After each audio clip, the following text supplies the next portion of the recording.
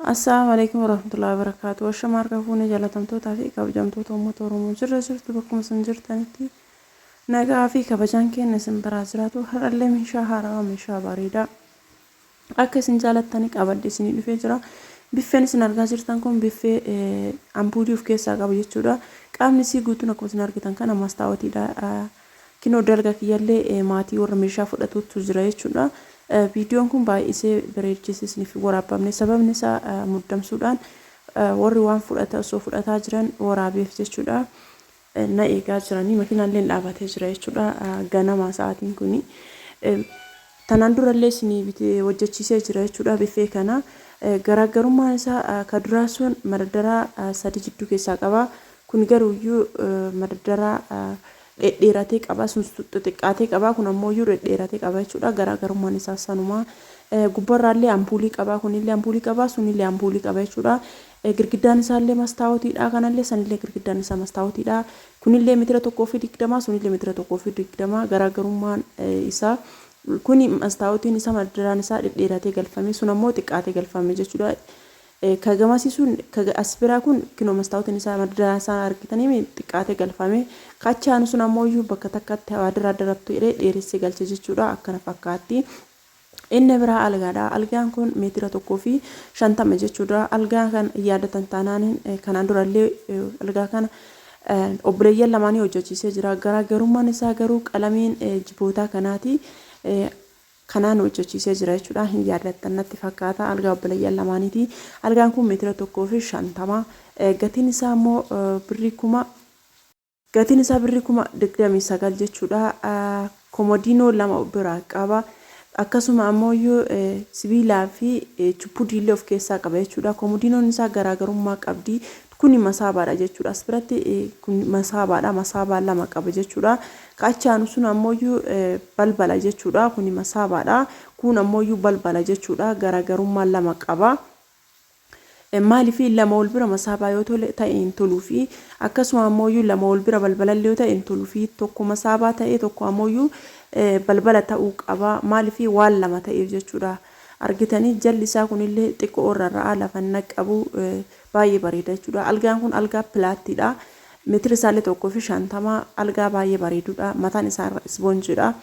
Namoonni jechuu barbaadan ajajachuu hin dandeettan jechuudha. Diizaayinii kanaanii kinoo asbiratti baakkoonni lammaffaan balbala qabdi akkuma isin jedhesanii isin diizaayinii barbaadanii ajajachuu dandeettanii kararii barbaadanii ajajachuu dandeettanii karariin kun adii natsaan hormaanii sanillee miti kireemiidha baay'ee bareeda jechuudha.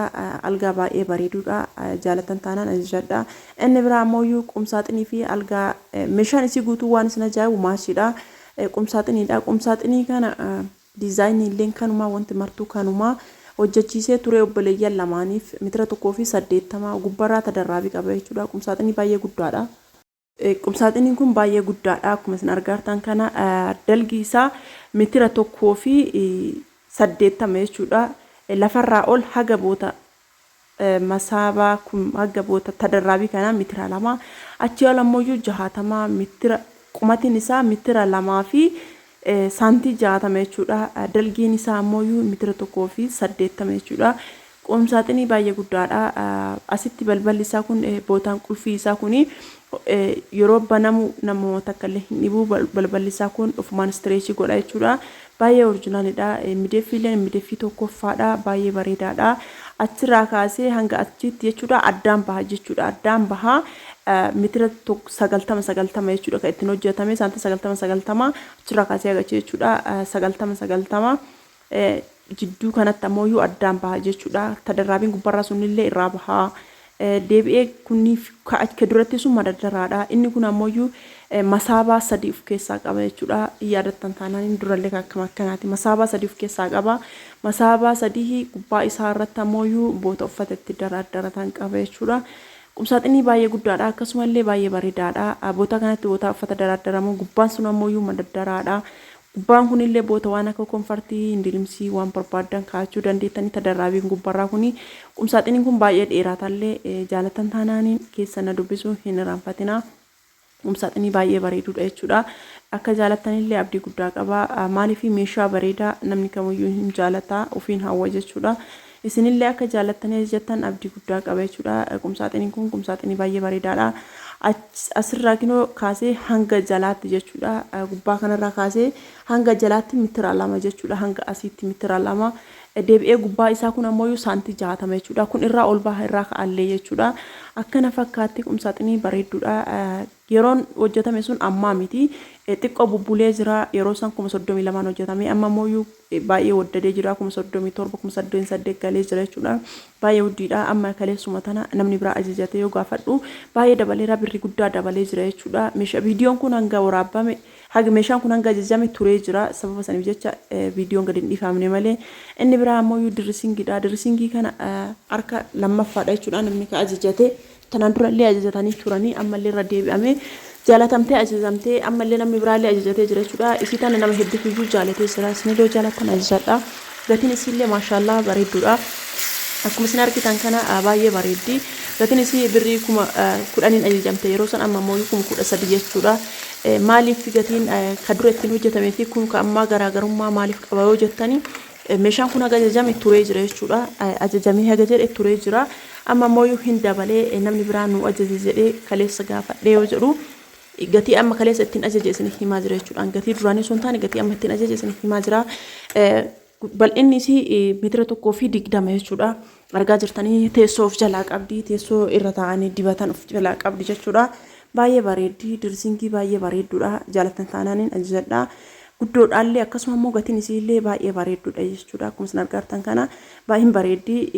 Gatiin isii birrii 13 isiniin jedhee jira. Inni biraa ammoo biffeedha. Biffee kana marsaa lammaffaadha jechuudha.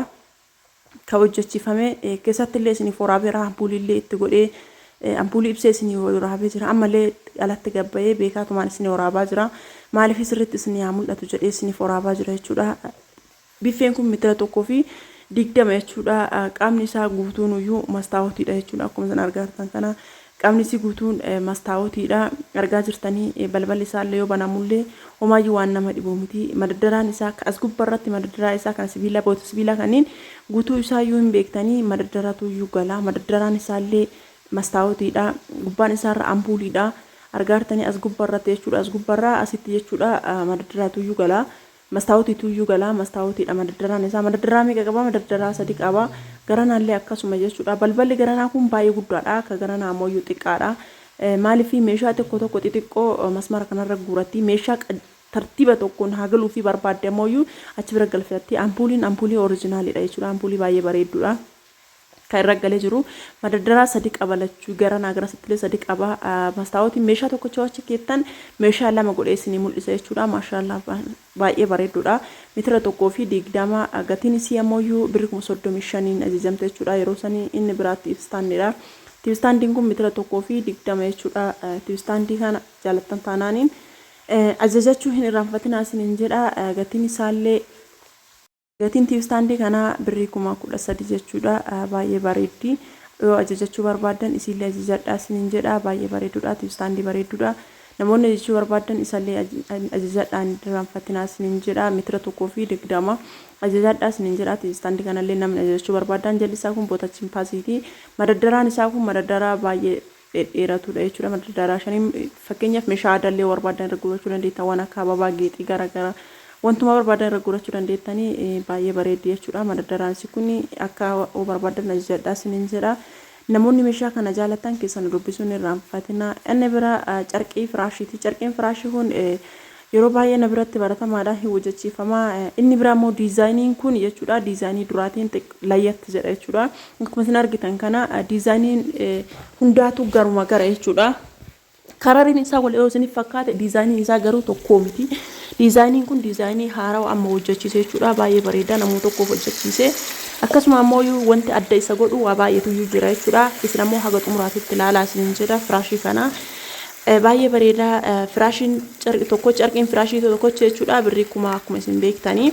Kuni garuu iyyuu hin dabala. Maaliif dabala yoo jettan jalli isaa ka duraa sun hidhataa kun ammoo iyyuu gabarii qaba, ziippii qaba jechuudha.